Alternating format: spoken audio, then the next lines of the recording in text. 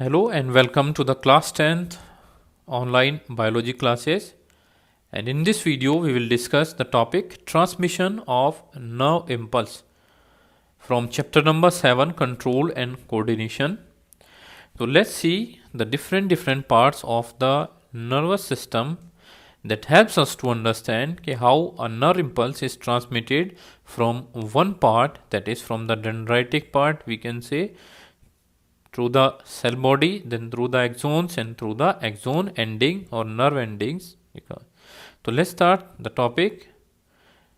First we need to understand what is synapse. The point contact between the terminal branches of axon of one neuron and the dendrite of another neuron is called synapse. ठीक है, जो point of contact आप यहाँ पे देख रहे हैं कि एक्सोन है एक न्यूरॉन का और ये क्या है, डेंड्राइट है दूसरे न्यूरॉन का, उसके बीच का जो पॉइंट ऑफ कांटेक्ट है ये आप देख पा रहे हैं, तो ये क्या होता है, साइनेप्स. इसे क्या बोल देते हैं हम, साइनेप्स कहते हैं. यानी the point contact between the terminal branches of axon, जो एक्सोन की टर्मिनल ब्रांच है बिल्कुल एंड वाली, उसे क्या बोला इन्होंने, टर्मिनल ब्रांच. एक्सोन का एक न्यूरॉन का और दूसरे न्यूरॉन का जो टर्मिनल एंड है, यानी जो रिसेप्टर्स हैं किसके ऊपर, डेंड्राइट के ऊपर रिसेप्टर्स प्रेजेंट होते हैं, उसे हम क्या बोल देते हैं, साइनेप्स कहते हैं. या जो रिसेप्टर्स हैं और इनके बीच का जो गैप होता है उसे हम क्या बोला जाता है, साइनेप्स. तो रिसेप्टर्स कहाँ पे प्रेजेंट है, डेंड्राइट में, और जो न्यूरोट्रांसमीटर वो केमिकल्स होते हैं जो केमिकल की फॉर्म में क्या कर रहे हैं, throughout the nerve cell, यानी नर्व सेल के थ्रू आउट तो इलेक्ट्रिकल इम्पल्स चल रहा है, लेकिन जैसे ही वो एंड पे पहुंचता है अब वो इलेक्ट्रिकल इम्पल्स को एक केमिकल सिग्नल में कन्वर्ट करना है, क्योंकि इलेक्ट्रिकल इम्पल्स साइनेप्स को पार नहीं कर सकता है, केमिकल सिग्नल पार करेगा. तो वो केमिकल क्या होते हैं, न्यूरोट्रांसमीटर्स होते हैं, यानी वो केमिकल्स रिलीज होते हैं जो सिग्नल को एक एक्सोन यानी एक्सोन से डेंड्राइट यानी एक नर्व सेल से दूसरी नर्व सेल में साइनेप्स के थ्रू भेजने का काम करता है. यहाँ पे आप देख रहे हैं दो नर्व सेल है, ये आखिर में एंड आ रहा है, उस एंड में कैसे सिग्नल ट्रांसफर हो रहा है उसको शो कर रखा है. तो this is synapse. Then see the next is neuromuscular junction.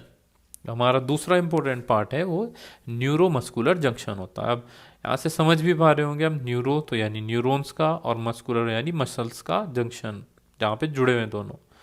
तो NMJ is the point where a muscle fibre come in contact with a motor neuron carrying nerve impulse from the central nervous system. Change it. This is central nervous system, not control nervous system. Central, CENTRAL, central nervous system.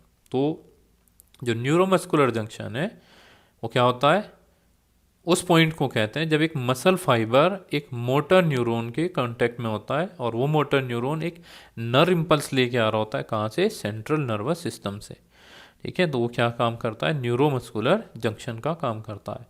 ठीक है, ये see the diagram here, this is the axon, ये axon है और यहाँ पे किससे bind कर रहा है, मसल से. ये क्या है, मसल से. ठीक है, ये मसल फाइबर है, मसल फाइबर से कनेक्टेड है न्यूरॉन.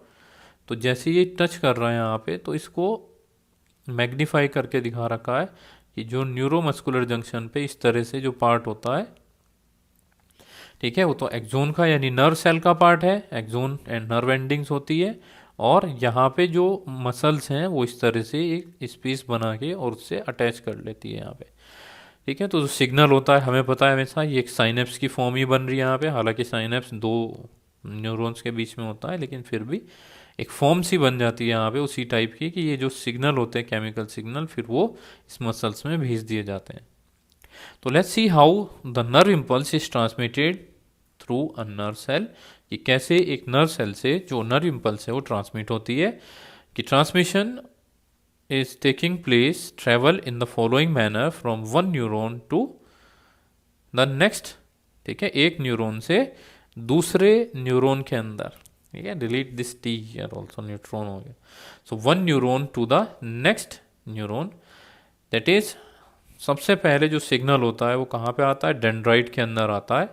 डेंड्राइट से वो सिग्नल सेल बॉडी में जाता है, यहाँ से बाहर से जो ले रहा है वो केमिकल सिग्नल रिसीव करके उसे इलेक्ट्रिकल सिग्नल में कन्वर्ट कर देता है, और वो इलेक्ट्रिकल सिग्नल फिर सेल बॉडी में जाता है, सेल बॉडी से वो एक्सोन में जाता है, एक्सोन से वो नर्व एंडिंग में जो टिप है वहाँ तक पहुँचेगा।